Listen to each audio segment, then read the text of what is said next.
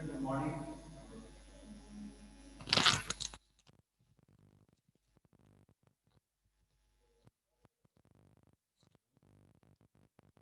Welcome to you class by Adarsh Balniketan Senior Secondary School. Today we will discuss chapter number 9 and topic static data member. क्या बता रहे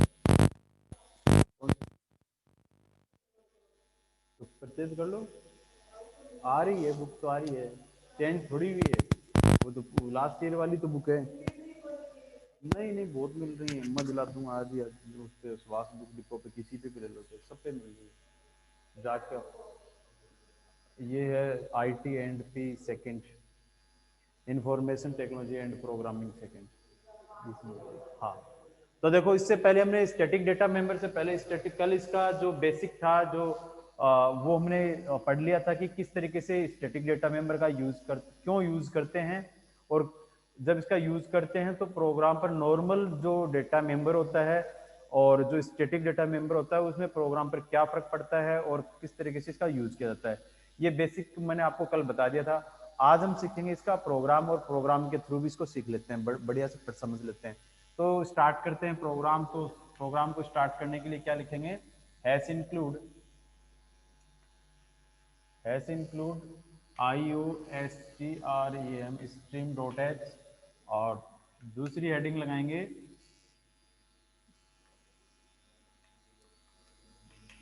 conio dot H. इसके बाद में हम एक क्लास लेते हैं, ABC नाम से क्लास ली, और इस क्लास में हम कोई दो वेरिएबल डिक्लेयर करते हैं। तो एक वेरिएबल डिक्लेयर करते हैं नॉर्मल, और एक वेरिएबल डिक्लेयर करते हैं स्टैटिक। उसको हम स्टैटिक डेटा मेंबर। तो यहां एक नॉर्मल वेरिएबल डिक्लेयर कर देता हूं n, ठीक है। ये एक नॉर्मल वेरिएबल है, और दूसरा एक वेरिएबल डिक्लेयर कर देते हैं स्टैटिक इंटीजर काउंट। अब यहां पर दो वेरिएबल डिक्लेयर किए हैं, इंटीजर n और स्टैटिक इंट काउंट। अब देखो इसमें और इसमें क्या डिफरेंस है, सिर्फ स्टैटिक का है, ठीक है। बाकी तो सेम ही है, ये भी एक वैल्यू वेरिएबल है, काउंट भी एक वेरिएबल है, ठीक है। अब यहां देखो जो स्टैटिक है ये क्या होता है, हीप मेमोरी। हीप मेमोरी का मतलब होता है कंप्यूटर की जो मेन मेमोरी होती है उसके अंदर इसको हम क्या करते हैं, डिक्लेयर करते हैं। ये कहाँ डायरेक्ट कहाँ चला जाएगा, उस मेमोरी में चला जाएगा। और इससे प्रोग्राम पर नॉर्मल वेरिएबल को हम आउट करेंगे तो क्या रिजल्ट आएगा, और स्टैटिक का यूज करेंगे तो क्या रिजल्ट आएगा। तो अब हमने यहाँ पे काउंट लिया, अब पब्लिक का यूज करते हैं और कुछ फंक्शन बनाते हैं यहाँ पर। तो एक फंक्शन मैं बना देता हूं void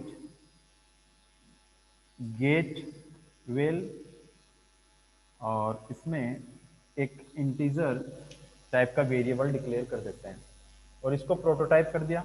दूसरा एक void गेट डिस्प, और इसमें void। अब दो फंक्शन बनाए, दो वेरिएबल लिए दो फंक्शन बनाए। गेट वेल यानी कि वैल्यू को गेट करने के लिए, इनपुट करने के लिए, और गेट डिस्प यानी कि वैल्यू को आउट करने के लिए। ये दो वेरिएबल मैंने यहाँ पर, और एक जो वेरिएबल है इसमें मैंने एक आर्गुमेंट लिया जो कि इंटीजर टाइप होगा, और इसको ऑब्जेक्ट के साथ में क्या करेंगे, वैल्यू को पास करवा देंगे इसकी वैल्यू को। तो ये दो फंक्शन मैंने यहाँ पे लिए हैं। अब अपनी क्लास जो है वो बंद हो जाती है, ठीक है। अब जब क्लास बंद होती है, अब क्या करना है, अगली जो स्टेप होगी, जो हमने दो फंक्शन किए हैं इसको हम क्या करेंगे, क्लास के बाहर इनको डिफाइन करेंगे। कल मैंने आपको बताया था क्लास के आउटसाइड किसी फंक्शन को कैसे डिफाइन किया जाता है, ठीक है। तो आज हम क्या करेंगे, जो कल बताया था उसी के तरह हम दोनों फंक्शन को एक एक करके डिफाइन करते हैं। तो सबसे पहले गेट वेल को डिफाइन करेंगे। तो यहाँ पर अगर कोई भी फंक्शन को क्लास के आउटसाइड डिफाइन करते हैं तो उसका सिंटैक्स क्या होता है, सबसे पहले उसका डेटा टाइप क्या है। तो डेटा टाइप क्या है यहाँ पर, void है। तो यहाँ लिखो void, फिर आएगा क्लास का नाम। तो क्लास का नाम क्या है, ABC। फिर आएगा स्कोप रेजोल्यूशन ऑपरेटर, और फिर जो आपका जो फंक्शन है गेटवे, ये लिखेंगे और इसमें एक वेरिएबल लेते हैं इंटीजर x नाम से, ठीक है। और ये जो इंटीजर x है इसकी जो वैल्यू है मैं ट्रांसफर कर देता हूं n के पास, ठीक है। तो इस x की वैल्यू कर देते हैं n के पास, x की वैल्यू कहां चली जाएगी n के पास। अब हम क्या करेंगे, इस n को आउट करते हैं, क्या करेंगे, n को आउट करते हैं, ठीक है। तो सी आउट n, n यानी कि नॉर्मल वेरिएबल है, तो n की वैल्यू को हमने क्या कर दिया, आउट कर दिया। इसके बाद में हम क्या करेंगे, जो काउंट अपने वेरिएबल लिया था सी ओ काउंट, इसको हम प्लस प्लस कर देंगे। अब थोड़ा सा ध्यान दो कि कल मैंने आपको बताया था कि जो स्टैटिक वेरिएबल होता है उसकी जो वैल्यू किससे इनिशियलाइज होती है ऑटोमेटिकली, 0 से, करेक्ट आंसर। तो देखो यहां पर हमने स्टैटिक की वैल्यू कोई वैल्यू नहीं दी है, तो ये अपने आप ही यानी कि बाय डिफॉल्ट 0 से इसको इनिशियलाइज कर लेगा, ठीक है। तो यहां पर क्या हो जाएगा, देखो फर्स्ट टाइम इसको कॉल करेंगे तो प्लस प्लस कर दिया, 0 से बढ़ के क्या हो जाएगा 1 हो जाएगा। अब क्या करेंगे, इसको यहां पर कर देते हैं बंद। तो हमने पहला जो गेट वेल फंक्शन था उसको मैंने यहां पर डिफाइन कर दिया है। अब इस दूसरे फंक्शन को यहां डिफाइन करेंगे, तो सेम ऐसे ही दूसरे फंक्शन को जब डिफाइन करते हैं तो ये जो फंक्शन है इसका जो डेटा टाइप है वो क्या है, अगेन वॉइड। तो क्लास का नाम क्या है, एबीसी। स्कोप रेजोल्यूशन किस फंक्शन को डिफाइन कर रहे हैं, तो गेट डिस्क को, गेट डिस्क को डिफाइन कर रहे हैं। इसमें हम लिखेंगे सी आउट। अब काउंटर, काउंटर जो ये काउंट है यानी कि काउंटर की जो वैल्यू वो क्या होगी, वो यहां पर मैं लिख देता हूं, काउंटर इक्वल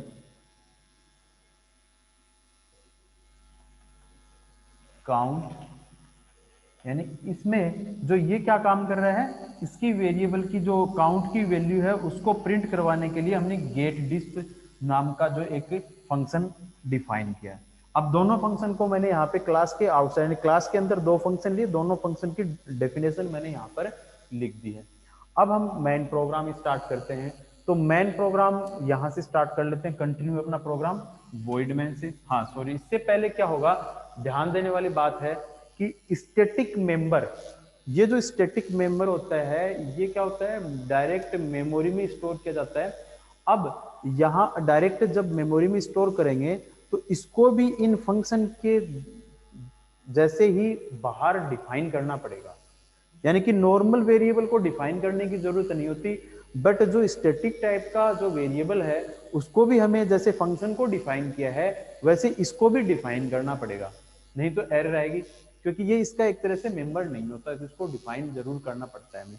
तो इसको डिफाइन करने के लिए भी क्या लिखेंगे, देखो स्टैटिक इंटीजर काउंट है ना, तो यहाँ कंटिन्यू है प्रोग्राम आपका, तो स्टैटिक नहीं लिख के डायरेक्ट हम जिसका डेटा टाइप क्या है, इंटीजर टाइप का है, ठीक है। और इंटीजर के बाद में हम जैसे इनका डेटा टाइप वॉइड लिखा था, फिर क्लास का नाम, तो इसका डेटा टाइप आपका इंटीजर है, और यहाँ एबीसी ये आपका स्कोप रेजोल्यूशन, और जो वेरिएबल का नाम क्या है, काउंट, ये काउंट। तो इस तरीके से इसको हमने डिफाइन कर दिया, इतना ही करना है। हर प्रोग्राम में जब स्टैटिक का प्रोग्राम करेंगे तो उसको क्लास के आउटसाइड डिफाइन करना जरूरी होता है।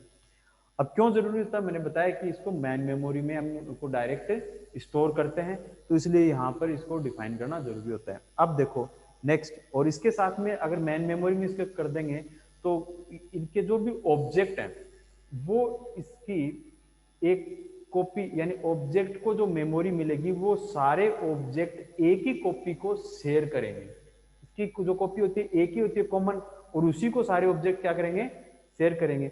बट यहाँ पे नॉर्मल वेरिएबल की कॉपी अलग अलग बनती है, ठीक है। तो ये मैंने आपको कल अच्छे से बता दिया था।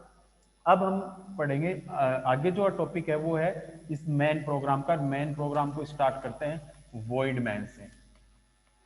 तो वॉइड मैन स्टार्ट कर दिया। अब वॉइड मैन के बाद में हमें क्या करना है, ऑब्जेक्ट बनाने हैं। तो कितने ऑब्जेक्ट बनाए यहाँ पर, 3 ऑब्जेक्ट बना लेते हैं, क्योंकि 3 ऑब्जेक्ट से समझ में आ जाएगा भाई तीनों ऑब्जेक्ट किसकी मेमोरी को तो शेयर कर रहे हैं, किसकी मेमोरी को शेयर नहीं कर रहे हैं। तो यहाँ पर एबीसी टाइप के मैं यहाँ पे 3 ऑब्जेक्ट बना लेता हूं, जैसे OBJ1, OBJ2 2 और obj3, 3 वेरिएबल मैंने यहां पर डिक्लेयर कर लिए एबीसी टाइप के। अब हम सबसे पहले चेक करते हैं इस काउंट की वैल्यू को, इस काउंट की वैल्यू क्या है। ठीक है, चलो काउंट की वैल्यू चेक करने के लिए क्या करेंगे, इस काउंट की वैल्यू को, वैल्यू चेक करने के लिए काउंट की वैल्यू को कौन सा फंक्शन आउट कर रहा है, आप देखकर बताओ। मैंने दो फंक्शन लिए, कौन सा फंक्शन कर रहा है, ये कर रहा है ना, ये कर रहा है ना, क्योंकि देखो गेट डिस और काउंटर की वैल्यू को आउट कर रहे हैं। तो इस ऑब्जेक्ट से सबसे पहले हम क्या करेंगे, इसको प्रिंट करवा के देखते हैं। ठीक है, अभी हमने इस फंक्शन का यूज नहीं किया है, गेट वेल जैसा था वैसा ही है। ठीक है, अब काउंटर की वैल्यू क्या होगी, देखो ऑब्जेक्ट 1 को हम इस फंक्शन यानी कि गेट डिस पे यहां चलते हैं, गेट डिस्प फंक्शन को एग्जीक्यूट किया, ऑब्जेक्ट 1 इसके ऊपर आया पहले बार, और ये किसके पास भेज देगा, गेट डिस्प के पास।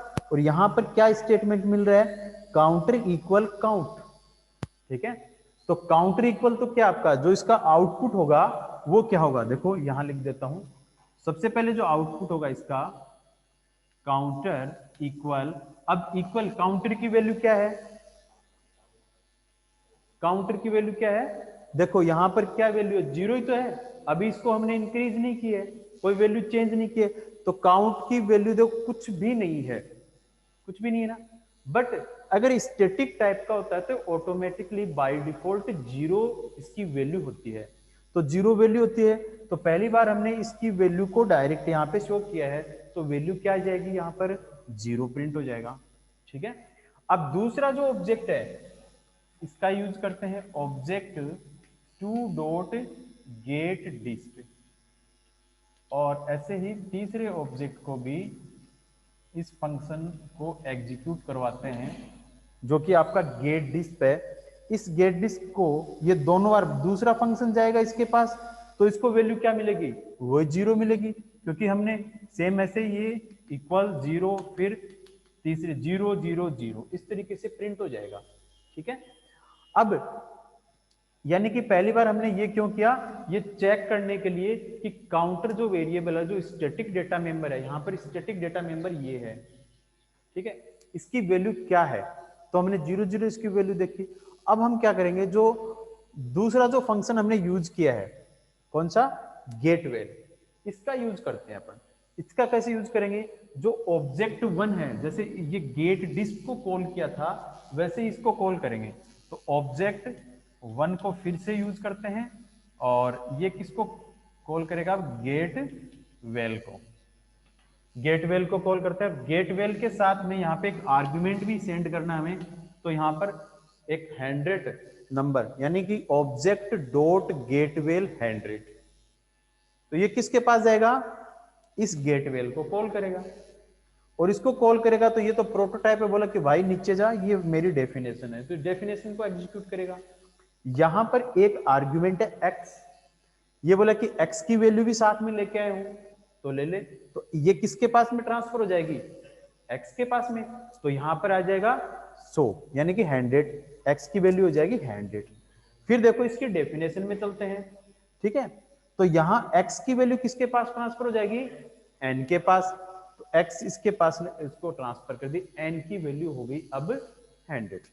अब देखो सी आउट n, n को क्या करना है, हमें आउट करना है, तो आउट किया हमने, n को आउट किया, तो यहां पर n की जो वैल्यू है वो प्रिंट हो जाएगी 100। ठीक है, और फिर ये वैल्यू प्रिंट हो गई। इसके बाद में हम क्या करेंगे, दूसरा जो ऑब्जेक्ट है इसके साथ में देखो एक तीसरा स्टेटमेंट भी है इसके अंदर, काउंट प्लस प्लस, तो काउंट की वैल्यू क्या हो गई, अब 1 हो गई। ठीक है, 1 हो गई। ठीक है, तो काउंट की वैल्यू 1 हो जाती है, बट काउंट को हमने प्रिंट नहीं कर रखा है ना, काउंट को प्लस प्लस किया, प्रिंट करते तो यहां पर प्रिंट भी हो जाता, हमने प्रिंट नहीं किया, सिर्फ यहीं छोड़ दिया। अब देखो दूसरा जो ऑब्जेक्ट है वो आएगा obj2 डॉट गेट वेल, और अब की बार मैं यहां पर ट्रांसफर करता हूं, दूसरा जो ऑब्जेक्ट है वो 200 वैल्यू को पास करेगा। दूसरा ऑब्जेक्ट इसको कॉल करता है, सॉरी गेटवेल को, गेटवेल यहां भेज देता है, ये बोले कि x की वैल्यू 200, तो यहाँ पर x की वैल्यू 200 हो जाती है, वापस n की वैल्यू क्या हो जाएगी, चेंज हो जाएगी, 200 हो जाएगी। और सी आउट n करेंगे तो n की वैल्यू क्या प्रिंट होगी, 200। और काउंट क्या था पहले, 1, अब क्या हो जाएगा 2, क्योंकि प्लस प्लस हो रहा है तो काउंट हो जाएगा आपका 2। ठीक है, फिर देखते हैं ऑब्जेक्ट 3, जो ऑब्जेक्ट 3 से इसको करवाते हैं कॉल, गेट वेल 300। अब की बार इसको कॉल करेगा ये, तो 300 n की वैल्यू हो जाती है, और यहां पर आपकी वैल्यू प्रिंट हो जाएगी 300, और काउंटर की वैल्यू हो जाएगी 3। ठीक है, अब ये यहां तक हो गया। अब हम क्या करते हैं, चलो वापस हम गेट काउंटर की वैल्यू प्रिंट करवाते हैं कि काउंटर की वैल्यू क्या प्रिंट होगी। तो काउंटर की वैल्यू प्रिंट करवाने के लिए हम क्या करेंगे, ऑब्जेक्ट 1 को बुलाएंगे दोबारा, और object 1 dot get display, get display call करते हैं इसको, गेट डिस्प को। और गेट डिस्प पे जाके इसको कर दो काउंटर इक्वल, तो क्या प्रिंट होगा, काउंटर इक्वल। अब देखो किसकी वैल्यू प्रिंट कर रहे हैं अपन, काउंट की। तो काउंट की वैल्यू प्रिंट कर रहे हैं तो कितनी वैल्यू प्रिंट होगी, 1 क्यों होगी, कि काउंटर की वैल्यू तो लास्ट टाइम कितनी थी, 3 थी ना। तो अब क्योंकि तो बढ़ चुका, 1 क्यों प्रिंट होगी, अब तो 3 प्रिंट होनी चाहिए ना, क्योंकि प्लस प्लस हो गया, तो यहां पर प्रिंट हो जाएगी 3। अब दूसरा जो ऑब्जेक्ट है और तीसरा जो ऑब्जेक्ट है, ऑब्जेक्ट 2 और ऑब्जेक्ट 3, गेट डिस्प, गेट डिस्प, यानी कि दोनों ऑब्जेक्ट के साथ में पहले दूसरा ऑब्जेक्ट इसको कॉल करेगा, कॉल करते इसकी जो है ना वैल्यू क्या प्रिंट होगी। अब दूसरा जो ऑब्जेक्ट है वो भी प्रिंट करेगा, तो अब तो हमें क्या करना है, जो काउंटर की जो वैल्यू है वो 3 है ना, चेंज तो नहीं होगी ना, तो यहां पर वैल्यू क्या होगी 3, और फिर अगेन क्या होगी 3, तीनों टाइम में 3 होगी। तो अब देखते हैं, देखो नॉर्मल वेरिएबल की वैल्यू तो डिफरेंट है, बट जो काउंटर वेरिएबल है इसकी सेम वैल्यू है। तो यानी कि ये कह सकते हैं कि जो नॉर्मल वेरिएबल n है उसकी जो मेमोरी का ब्लॉक है वो सेपरेट सेपरेट बनता है। इसको यूज करता है obj1, इसको यूज करता है obj2, इसको यूज करता है obj3। यानी कि तीनों की जो मेमोरी ब्लॉक है वो ऑब्जेक्ट के अकॉर्डिंग अलग अलग बनती है, मेमोरी का ब्लॉक। बट स्टैटिक जो इंटीजर काउंट है, यानी कि स्टैटिक डेटा मेंबर है, उसका मेमोरी का ब्लॉक एक ही बनता है, और उसी एक कॉमन जो ऑब्जेक्ट, हर प्रत्येक ऑब्जेक्ट यानी कि ईच ऑब्जेक्ट किसको शेयर करेगा, एक मेमोरी ब्लॉक को ही। यानी कि यहां पर अगर O1 O2 और ऑब्जेक्ट तीनों ही क्या करेंगे, एक ही मेमोरी के ब्लॉक को शेयर करेंगे। यहां पर वैल्यू 0 है और यहां पर वैल्यू 3 थी, तो जिसको O1 2 और 3 तीनों ऑब्जेक्ट एक ही मेमोरी को शेयर कर रहे हैं, और ये डिफरेंट डिफरेंट। तो ये फर्क पड़ता है आपके स्टैटिक डेटा मेंबर से। ठीक है, तो ये था आपका। अब पूछो, कुछ पूछना हो तो। इसके बाद में हम स्टैटिक मेंबर फंक्शन की तरह हम एक और प्रोग्राम सीखेंगे। स्टैटिक, ये तो डेटा मेंबर है, आगे का टॉपिक है अपना स्टैटिक डेटा मेंबर फंक्शन। ठीक है, किसको, गेट डिस्क को 2 बार यूज क्यों किया, कहां पर यूज कर रखा है, यहां ये जो डेफिनेशन है ये इसको मैन प्रोग्राम में क्या, देखो ये प्रोग्राम आपका, देखो ये जो गेट डिस्प है ये 3 बार यूज किया और 3 बार यूज किए गए। ये तो इसलिए यूज किया है कि पहले चेक करने के लिए कि भाई इसमें वैल्यू क्या है।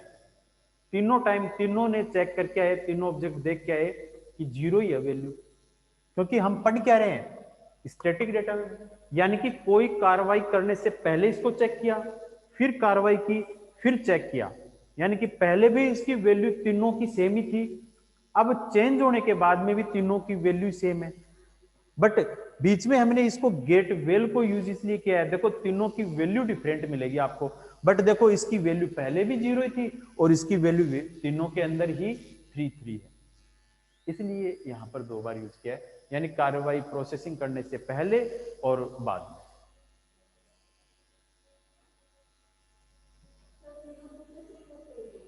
3 कैसे हुई? देखो जो 200 300 और जो ये है, ये तो है नॉर्मल वेरिएबल की। यहाँ पर दो वेरिएबल हमने लिए हैं, एक तो लिया है काउंट और एक लिया है एंड। जो आप 200 100 200 300 है, ये अपने वैल्यू दी है इस नॉर्मल वेरिएबल को। देखो x ने n को दी है, ठीक है। तो यानी कि एक बार तो हम दोनों की वैल्यू चेंज कर रहे हैं, इसकी वैल्यू भी चेंज कर रहे हैं, इसकी वैल्यू तो चेंज कर रहे हैं अपन, ऑटोमेटिकली हो रही है। तो 0 से चेंज हो जाएगी 1, 1 से 2, 2 से 3, ठीक है। 3 बार होगा ना, तो 0 का क्या हो जाएगा, 3 टाइम इसको एग्जीक्यूट करेंगे 3 हो जाएगा। और ये जो वैल्यू है ये चेंज हो रही है, 100 200 300 इस तरीके से चेंज हो रही है। ये नॉर्मल वेरिएबल की वैल्यू चेंज हो रही है। और बताओ है डिफरेंट कैसे आया? 3 कैसे आया? देखो क्यों आया, क्योंकि देखो मैंने बताया कि एक ही मेमोरी का ब्लॉक यूज करते हैं तीनों ऑब्जेक्ट। तो फर्स्ट टाइम हमें देखो ये जो ऑब्जेक्ट है यहां से चेंज होता है, ये तो हमने पहले चेक कर लिया कि भाई जो गेट काउंटर की वैल्यू क्या है। तो तीनों टाइम काउंटर की वैल्यू हमें क्या मिलती है, 0 मिलती है, दैट्स ऑल। अब हम क्या करेंगे, एक बार तो नॉर्मल वेरिएबल की वैल्यू चेंज करेंगे और एक बार हम चेंज करेंगे काउंटर वेरिएबल की, स्टैटिक की, दोनों को वैल्यू चेंज करनी है। तो पहले ऑब्जेक्ट ने चेंज की वैल्यू यहां पर, तो देखो नॉर्मल वेरिएबल की तो वैल्यू कुछ भी नहीं थी, लेकिन हमने क्या दे दिया इसको, 100। और काउंटर वेरिएबल की वैल्यू क्या थी, 0, तो इसकी वैल्यू क्या हो गई, 1। देखो यहां पर एक डायग्राम के थ्रू मैं आपको समझा देता हूं। जो अपना जो n था, n की वैल्यू कुछ थी सबसे फर्स्ट टाइम, नथिंग। लेकिन जब ऑब्जेक्ट आया, ठीक है, ओबीजे फर्स्ट आया, क्या लेके आया, 100, ठीक है। और वो किसको दे दिया हमने, x के साथ में लेके आया था, x ने वैल्यू किसको दे दी, n को। तो पहली बार इसकी वैल्यू क्या होगी, n की वैल्यू चेंज होगी फर्स्ट टाइम 100, ठीक है। बट यहां पर हम दूसरा यूज करते हैं काउंटर वेरिएबल, जिसका नाम हमने क्या रखा हुआ है, काउंट। और काउंट का क्या मीन होता है कि जब आप किसी भी वैल्यू से इसको इनिशियलाइज नहीं करते हो, बट आप इस इंटीजर से पहले स्टैटिक कीवर्ड का यूज कर लेते हो, तो इसकी वैल्यू ऑटोमेटिकली क्या हो जाएगी, 0। तो देखो सबसे फर्स्ट टाइम जैसे n की वैल्यू नथिंग थी, यहां पर वैल्यू क्या थी, 0। फिर जो पहला जो वेरिएबल आया, जो पहला जो ऑब्जेक्ट आया, इसको तो दिया इसने 100, इसको क्या मिला, इसको मिला देखो काउंट प्लस प्लस। यानी प्लस प्लस का मतलब होता है 1 से इंक्रीज कर दिया। क्या कर दिया, 1 से इंक्रीज कर दिया। यानी कि काउंट की वैल्यू फर्स्ट टाइम आपकी 0 थी, अब क्या हो गया, 1 हो गया। तो यहां पर 1 हो गया, ठीक है ना। फिर दूसरा जो ऑब्जेक्ट आता है obj2, ये 200 लेके आता है, ठीक है। तो n की वैल्यू फिर चेंज हो गई इसके लिए। फिर देखो n की वैल्यू यहां पे चेंज हो रही है। अब यहां अगर अपन क्या करते हैं, इसकी वैल्यू चेंज करते हैं, तो यहां इसने 200 लेके आया, लेकिन वापस क्या हो रहा है, प्लस प्लस हो रहा है। तो यहां से इसकी वैल्यू क्या हो जाएगी, 2। और थर्ड टाइम जहां ये देखो ऑब्जेक्ट 3 गेटवेल, ये 300 लेके आता है इसके लिए obj3, तो इसकी जो वैल्यू होती है वो होती है 300, और 2 से बढ़ के ये हो जाता है 3, ठीक है। अब ऑब्जेक्ट 1 के लिए जो नॉर्मल वेरिएबल की जो वैल्यू है वो तो रहेगी 100, और 2 के लिए क्या रहेगी, ये 200, और 3 के लिए क्या रहेगी, 300। बट जब इसको रीड करते हैं ये तीनों ही, तो इसकी जो लास्ट की वैल्यू है ना, वो ही तीनों की वैल्यू रहेगी, क्योंकि अलग अलग वैल्यू नहीं रहेगी, क्योंकि सेम ही वैल्यू रहेगी 3। क्योंकि इनकी जो ये पूरी की पूरी मेमोरी है, इसके अंदर तो ये अलग ब्लॉक है, ये अलग ब्लॉक है, और ये अलग ब्लॉक है, और इन तीनों के लिए ये ब्लॉक अलग नहीं है। काउंटर वेरिएबल के लिए ये क्या है, एक ही ब्लॉक है। सबके लिए क्या है, इसका जो मेमोरी का ब्लॉक है वो एक ही है। तो पहले इसमें 0 था, फिर 1 हो गया, फिर 2 हो गया, फिर 3 हो गया, यहीं पर चेंज हो रहा है, उसी मेमोरी ब्लॉक में चेंज हो रहा है। तो यहां पर तो इसके लिए क्या, डिफरेंट डिफरेंट ब्लॉक थे, तो डिफरेंट डिफरेंट आउटपुट आ गया। देखो ये 100 200 300, बट यहां पर एक ही मेमोरी ब्लॉक था, तो तीनों टाइम इसको कॉल किया तीनों ने, तो यहां इसकी वैल्यू क्या रह गई, 3 की 3 मिली इसको लास्ट तक, चेंज नहीं हो रहा है। क्यों क्यों क्यों नहीं चेंज हो रहा, चेंज हो रहा है बट सबके लिए सेम वैल्यू क्यों है, पहले इसकी वैल्यू तो 0, अब देखो यहाँ पे मैंने आपको बताया था 0 के बाद में 1 हुआ, 1 के बाद में 2 हुआ, 2 के बाद में चेंज तो हुई ना वैल्यू, तो सब ऑब्जेक्ट के लिए सेम होनी चाहिए थे, अलग अलग होनी चाहिए थे ना, बट क्यों नहीं हो रही, क्योंकि मेमोरी एक ही है। जब 0 है फिर 0 से हमने इसको 1 किया तो सबके लिए 1 ही होगा वो, फिर 2 है तो सबके लिए 2 ही होगा, और 3 होगी तो सबके लिए 3 होगा। तो लास्ट में हमने कहां पर छोड़ा इसको, 3 पर, और जब 3 को हमने यहाँ पे गेट डिस्क किया तो तीनों की वैल्यू जो है वो सेम ही मिलेगी। क्योंकि स्टैटिक डेटा मेमोरी में क्या होता है कि जो ऑब्जेक्ट होते हैं वो एक कॉमन मेमोरी के ब्लॉक को शेयर करते हैं, और यहाँ पर नॉर्मल वेरिएबल में जो ईच ऑब्जेक्ट है, ईच ऑब्जेक्ट के लिए और सेपरेटली मेमोरी ब्लॉक बनते हैं, उसके लिए एक सिंगल ब्लॉक बनता है। अब बताओ आया कि नहीं समझ में, एक बार घर पे प्रैक्टिस करना इस प्रोग्राम की तो अच्छे से समझ में आ जाएगा। ठीक है, अब नेक्स्ट चलें या फिर इसी पे डिस्कस करें आज, इतना ठीक है, चलो इतना क्यों सही है। कल हम पढ़ेंगे स्टैटिक डेटा मेंबर फंक्शन, ये तो मेंबर फंक्शन पढ़ा है। अब देखो ये जो, अब यहां पर आपको ये चीज पता होनी चाहिए कि डेटा मेंबर फंक्शन क्या होता है और डेटा मेंबर वेरिएबल क्या होता है। तो ये मैं बता देता हूँ, ये वीडियो तो मैं स्टूडेंट नेक्स्ट करेंगे अभी।